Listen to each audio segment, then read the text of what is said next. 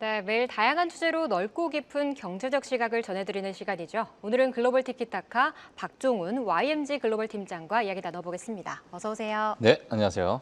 네. 네, 오늘 어떤 주제 가지고 오셨을지 궁금한데요. 예, 자, 오늘 사실 뭐 미국 시장을 보시는 분들은 정말 깜짝 놀란 하루가 되지 않았나 그런 생각이 들어요. 자, 오늘 마이크로소프트 실적 발표가 있었죠. 그리고 AMD 뭐 여러 가지 정말 굵직굵직한 실적 발표들이 있는 상황인데요. 이번 주 실적 발표를 보게 되면서 제 개인적으로 이 부분에 대해서 우리가 같이 조금 이야기를 나누면 어떨까 생각이 들어서 오늘은 소비에 관련된 이야기를 좀 나눠보도록 하겠습니다. 그래서 저 뒤에 보시면 지금 주제 키워드가 뭐 보이실 텐데 지금 맥도날드와 디아지오라는 기업의 실적 발표가 나왔습니다. 근데 실적 발표가 나왔지만 시장에서는 더 관심이 있었던 부분은 사실 이 CEO들의 그 컨퍼런스 콜 내용이 아닐까라고 생각이 들어요. 그래서 이 맥도날드와 디아지오에 대해서 최근 미국에 있는 소비자들이 어떠한 트렌드를 좀 가지고 있는가. 자, 이 부분에 대해서 한번 같이 이야기를 해볼 예정이고요. 그리고 지금 7월 FOMC가 뭐 며칠 안 남았죠. 뭐 이제 한 내일 되면 또 FOMC가 아마 이제 금리 인하에 대해서 이야기가 좀 나올 텐데 이번 7월 FOMC를 우리가 시장에서 어떻게 보고 있고 그리고 9월 FOMC를 또 어떻게 보고 있는지에 대해서 시장에 여러 가지 관심사가 있습니다. 예, 거기에 따른 여러 가지 논리도 좀 있는 상황이다 보니까 자, 이 부분에 대해서 우리가 빠르게 보도록 하겠습니다. 네, 그렇다면 첫 번째 맥도날드 이야기부터 나눠볼 텐데요. 네. 이 3년 만에 좀 매출이 감소했다고 해요. 경기 침체를 걱정해야 하는 건지 굉장히 좀 우려가 되는데 예. 어떻게 보시나요? 예, 맞습니다. 지금 뭐 맥도날드 하게 되면 뭐 어떻게 생각하세요? 맥도날드 요즘에 많이 드세요? 저는 많이 먹긴 하는데 맥도날드. 미국에서 비싸다는 얘기는 들었어요. 미국에서 비싸다? 네, 네. 그래서 사실 국내에서도 최근에 많은 자영업자분들께서 맥도날드 뭐 햄버거 가게를 많이 오픈을 하시고 그리고 너무나도 다양해지다 보니까 맥도날드를 찾으시는 분들이 많이 있을까라고 생각이 드는데 아까 가신다고 그러셔서 예. 근데 요즘 수제버거를 많이 찾기는 하죠, 사실. 훨씬 네. 맛있다 그러면 좀 그렇죠. 네. 하여튼 근데 지금 그런 상황에서 사실 미국도 뭐 이 부분에 대해서 뭐 비슷한 흐름을 좀 가지고 있는 것 같습니다. 물론 여러 가지 경쟁 업체들이 좀 있는 상황인데 자, 이번에 맥도날드가 3년 만에 처음으로 이제 매출이 감소를 했다라는 이야기가 나오고 있는 거예요. 이제 이게 미국에서 어느 정도의 느낌이냐면 국내에 뭐 우리의 국민 음식이라고 하게 되면 뭐 김밥, 뭐 떡볶이 이럴 수 있는데 뭐 굴지의 김밥 기업이 있다고 치면 그런 김밥 기업의 매출이 떨어졌다. 근데 저소득층이 그 김밥을 사지 않더라. 이러한 이야기가 지금 나오고 있는 거거든요. 그러다 네. 보니까 지금 미국에서도 지금 상황의 이 소비의 패턴 자체가 엄청나게 양극화되고 있는 그런 모습을 직접 겪고 있는 상황이고 제가 이 부분을 좀 말씀드리는 이유가 뭐냐면 또 FOMC의 금리 인하 결정에 있어서 소비와 그리고 실업률 여러 가지 이러한 고용 데이터 또는 소비 데이터에 대해서 많은 그러한 방향성을 좀 가지고 있다 보니까 제가 오늘 좀 가지고 나왔고요. 지금 맥도날드 CEO가 이런 얘기를 했습니다. 지금 소비자들이 집에서 밥을 먹는다는 거예요. 예, 그러니까 저소득층이 보통 많이 와서 많이 소비를 해야 되는데 이런 부분에 있어가지고 너무 인플레이션의 압박을 받다 보니까 집에서 밥을 먹더라. 그리고 심지어는 지금 최근에 나오는 맥도날드의 $5 콤보 밀이 있습니다. 근데 이 밀은 하나 팔면 팔수록 손해예요, 사실. 근데 이것을 팔면서 옆에 뭐 밀크쉐이크나 아니면 그 외부에 있는 다른 이제 상품까지 같이 사야 거기에 대한 매출이 증대가 될 것이다라고 얘기가 나왔는데 사실 맥도날드가 좀 재밌는 게 뭐냐면 이번에 실적 발표가 나오고 나서 우리 $5 콤보밀을 8월 이후로 지속적으로 이 전략을 가져가겠다라고 하다 보니까 주가는 또 상승했어요. 그만큼 지금 소비는 좋지 않은 상황인 건 다 알고 계시는데 약간의 그 $5 콤보밀이라는 거에 대해서 뭐 방향성이 있다 보니까 뭐 이렇게 뭐 긍정적으로 좀 이야기를 하는 것 같고요. 제가 이어서 하나만 더 말씀드리면 디아지오입니다. 사실 뭐 국내에서도 위스키 대란에 정말 많은 분들께서 디아지오를 아마 들어보셨을 거라고 생각이 듭니다. 뭐 조니 워커라는 그러한 뭐 굴지의 위스키도 있는 상황인데 앵커님도 위스키 어떻게 좋아하세요? 근데 요즘 사실 한국 MZ들은 일본 위스키를 많이 찾기 때문에 디아지오가 힘든 거 아닐까라는 생각도 좀 들었거든요. 예. 뭐 그럴 수 있을 것 같아요. 예, 그럴 수 있을 것 같고 물론 뭐 국내 같은 경우에도 가격 자체가 워낙 급등하다 보니까 거기에 대한 부담감도 뭐 최근에 있는 것 같고 이것도 이제 글로벌적으로 같이 좀 일어나는 현상 중에 하나였다. 이렇게 좀 보시는 게 좋을 것 같습니다.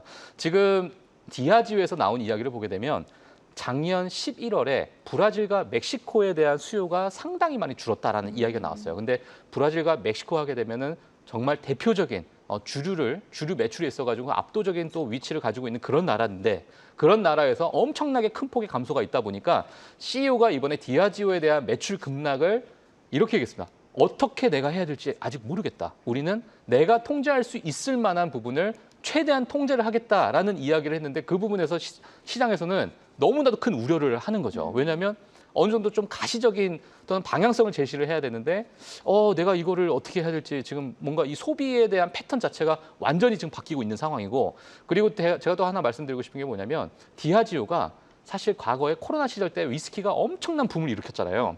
근데 이게 반도체 섹터랑 비슷하게도 너무나도 가격이 급등하다 보니까 엄청나게 많은 생산을 해버린 거예요.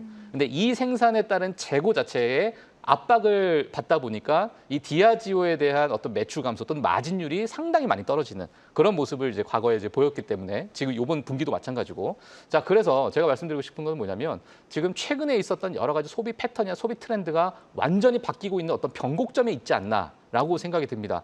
일례로 제가 또 말씀드리면 LVMH 다들 좋아하시는 이제 명품 루이비통 명품을 다 좋아하시는데 LVMH 같은 경우는 매출이 감소했습니다. 하지만 에르메스라는 기업은 또 매출이 상승을 했어요. 그러니까 이게 같은 명품인데도 불구하고 극단적으로 완전히 비싸고 사람들이 잘 사기 힘든 그러한 기업들은 매출이 늘고 있는 상황이고 그 중간에 있는 많은 기업들은 사실 매출이 정말 많이 떨어지고 있다 보니까 지금의 여러 소비 패턴 이 부분을 우리가 꼭 한 번씩 짚어보고 금리 인하 또는 FOMC 회의에서 어떠한 이야기가 나오는지 소비 지표에 대해서도 우리가 꼭 관심을 가져야 봐야 된다 이렇게 좀 말씀드리고 싶습니다. 그러니까 국내뿐 아니라 글로벌 트렌드도 그런 것 같아요. 중소형, 중서민이 많이 죽고 하이엔드는 여전히 견고하다라는 얘기가 맞아요. 계속 나오고 있잖아요. 네. 인플레이션에 대한 얘기도 할 수밖에 없을 것 같은데 이번 주 있을 FOMC 어떻게 보시나요? 네, 지금 뭐 7월 FOMC에 대해서 많은 분들이 이야기를 좀 하고 계시는데 지금 시장에서는 사실 금리 인하에 대해서는 많은 기대가 없는 상황입니다. 없는 상황이고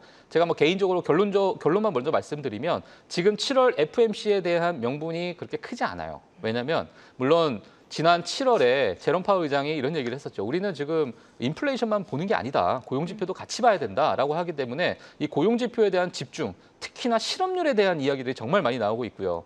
2023년 작년 4월입니다.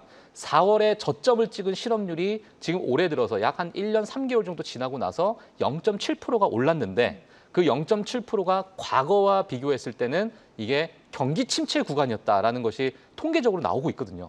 자, 그러면 지금 우리 0.7% 올랐는데 왜 경기 침체가 아니냐라고 얘기가 나올 수 있는데 과거의 실업률과 지금의 어떤 자연적 실업률, 그러니까 지금 4.2%를 보통 연준에서 보고 있는 자연적 실업률이라고 보고 있고 이거는 거의 완전 고용 상태로서 간주를 하기 때문에 지금의 실업률 4.1%는 절대치로 봤을 때는 높진 않다.